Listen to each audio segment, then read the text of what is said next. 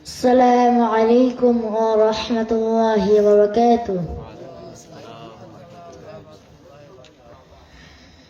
إن الحمد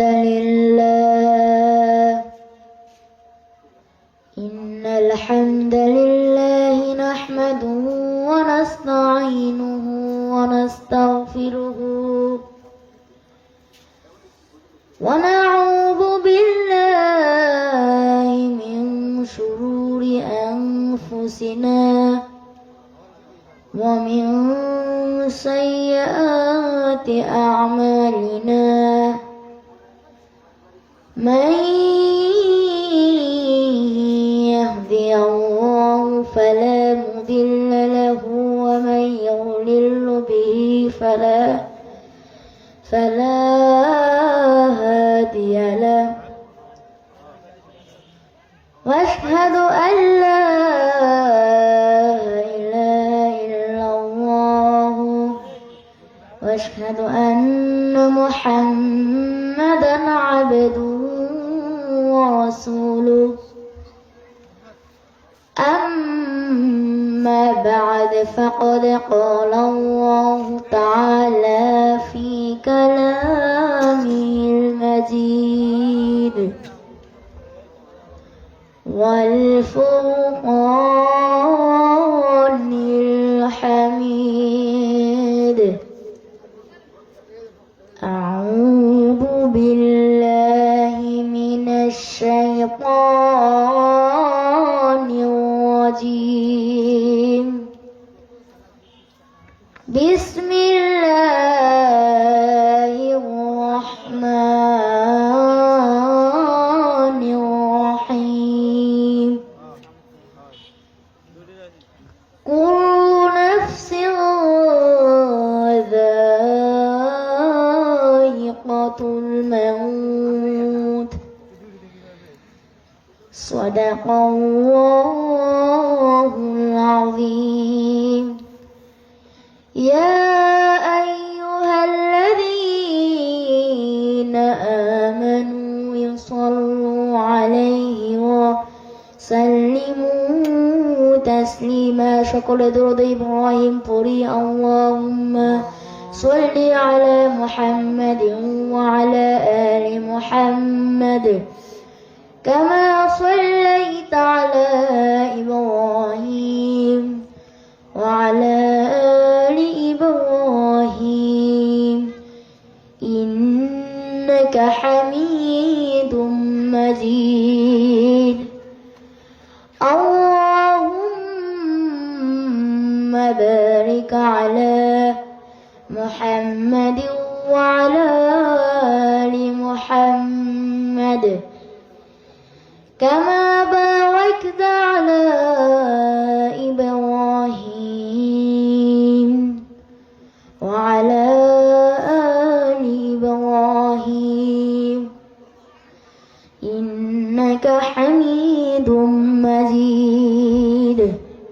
আলহামদুলিল্লাহ, মহান রব্বুল আলামিনের প্রতি লাখো কোটি শুকরিয়া যাই। মহান রব্বুল আলামিন আমাদেরকে দুনিয়ার সকল কাজ থেকে ফারিক রেখে আমাদেরকে দুনিয়ার জান্নাতের বাগানে অর্থাৎ মাহফিলের প্যান্ডেলে বসার এবং শোনার তৌফিক দান করেছেন। সেই মহান রব্বুল আলামিনের প্রতি শুকরিয়া আদায় করছে। সবাই মন থেকে বলছে আলহামদুলিল্লাহ। লাখো কোটি দরুদ সালাম সেই মহান মানবের জন্য যিনি নিজের চিন্তা না করে নিজের জন্য না চিন্তা করে আমাদের জন্য ইয়া উম্মতি বলে কেঁদেছেন। সেই মহান মানবের জন্য ছোট্ট একটি দুরূদ পাঠ করব। সবাই মন থেকে বলি সাল্লাল্লাহু আলাইহি ওয়াসাল্লাম। সম্মানিত উপস্থিতি, আজকে আমার বিষয় হলো মৃত্যু সম্পর্কে। কি সম্পর্কে? আওয়াজ হয় না, জোরে বলো, কি সম্পর্কে? মৃত্যু সম্পর্কে আল্লাহ রাব্বুল আলামিন কুরআন মাজিদে বলেছেন, কুল্লু নাফসিন যায়িকাতুল মাউত। আল্লাহ রাব্বুল আলামিন বলেন, প্রত্যেকটা মানুষকেই, প্রত্যেকটা প্রাণীকেই মৃত্যুর যন্ত্রণা সহ্য করতে হবে, ঠিক না ঠিক?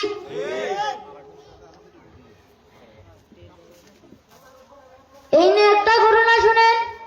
এক দেশের একজন রাজা ছিলেন, রাজাটির নাম জুলকারনাইন।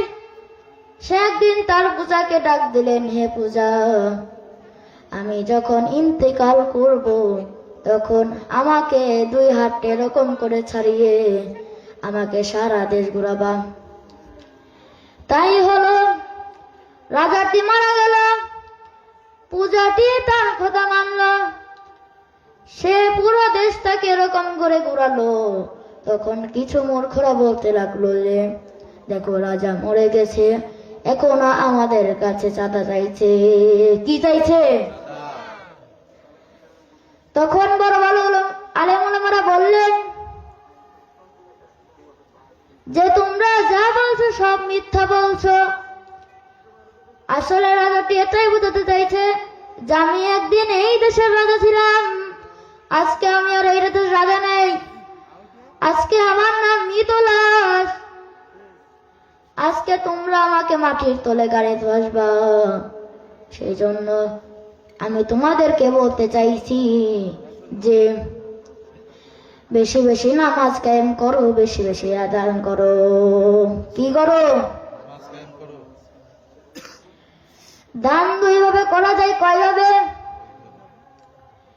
একটা হলো প্রকাশ্যে দান, আর একটা হলো গোপনে দান।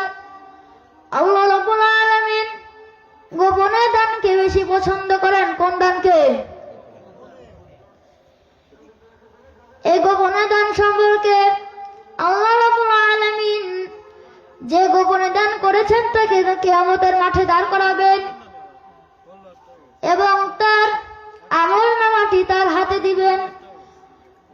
তখন বান্দা বলবেন, ইয়া রব, আমি তো দুনিয়াতে থাকতে এত ভালো কাজ করি নাই। আপনার ফেরেশতা মনে হয় ভুল করে আপনার আমলনামা আমার আমলনামায় দিয়ে দিয়েছে। ভুল করে কি করেছে? তখন আমাদের মহান প্রতিপালক বলবেন যে হে বান্দা, তুমি যা বলছো ভুল বলছো। আসলে তুমি দুনিয়াতে থাকলে যে ভালো কাজ করেছো এবং গোপনে দান করেছো, সেটা আমি 2টা মিলে তোমার আমলনামায় এত আমলনামা দিয়ে দিয়েছি। সুবহানাল্লাহ। আওয়াজ হয় না? আরো জোরে সুবহানাল্লাহ। সেই জন্য ভাইরা আমার, আপনারা কান খুলে শুনে রাখেন, আমরা বেশি বেশি নামাজ আদায় করব এবং বেশি বেশি দান করব। নামাজ কার হুকুম? আমরা যদি নামাজ না পড়ি তাহলে কার আদেশ অমান্য হয়? এখনো অনেক মানুষ রাস্তাঘাটে বসে আছে, জিলাপির দোকানে আছে, তারা এখনো প্যান্ডেলে বসেন নাই। আমি বলতে পারি যে তারা মনে হয় বাপের জন্মে কোনোদিন জিলাপি খায় নাই, ঠিক না ঠিক? তো ভাইয়েরা আমার, আপনাদের দয়া করে বলছি, আপনারা প্যান্ডেলে চলে আসেন।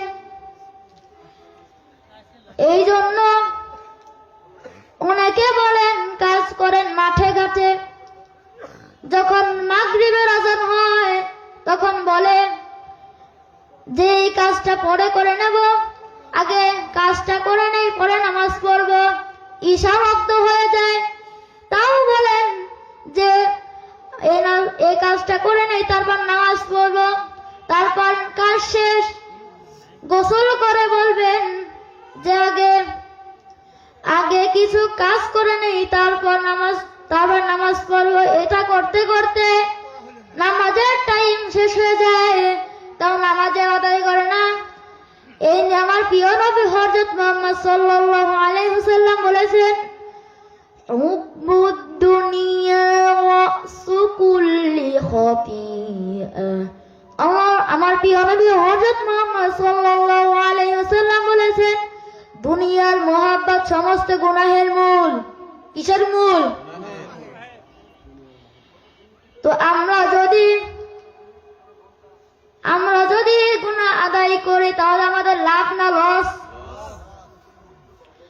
সেই জন্য ভাই আপনারা কাজের দিকে বেশি মনোযোগ দিবেন না। আমি এটা বলছি না যে তা আপনারা মনোযোগী দিবেন না, মনোযোগ দিবেন, কিন্তু কাজের সময় যদি আজান পড়ে যায় তাহলে নামাজ পড়বেন। নামাজ কয় ওয়াক্ত? আমার নবী হযরত মুহাম্মদ সাল্লাল্লাহু আলাইহি ওয়াসাল্লাম আরো বলেছেন, আউয়ালু মা ইউহাসাবু বিহিল আবদু ইয়াওমাল কিয়ামাতিস সালাহ। আমার প্রিয় নবী হযরত মুহাম্মদ সাল্লাল্লাহু আলাইহি ওয়াসাল্লাম বলেছেন যে কিয়ামতের দিন সর্বপ্রথম নামাজের হিসাব হবে। কিসের হিসাব হবে? তো আমরা সেই নামাজ আদায় করি না, নামাজ আদায় করি না এবং অন্যকেও নামাজ পড়তে দেই না। আসলে শয়তান আপনাকে বাধা দেয় কি করে? আমরা শয়তানের কাছ থেকে বিরত থাকবো এবং বলবো, আউযু বিল্লাহি মিনাশ শাইতানির রাজীম। কি বলবো? সেই জন্য ভাইয়েরা আমার, আমরা বেশি বেশি নামাজ আদায় করব এবং অন্যকেও নামাজ আদায় করাবো।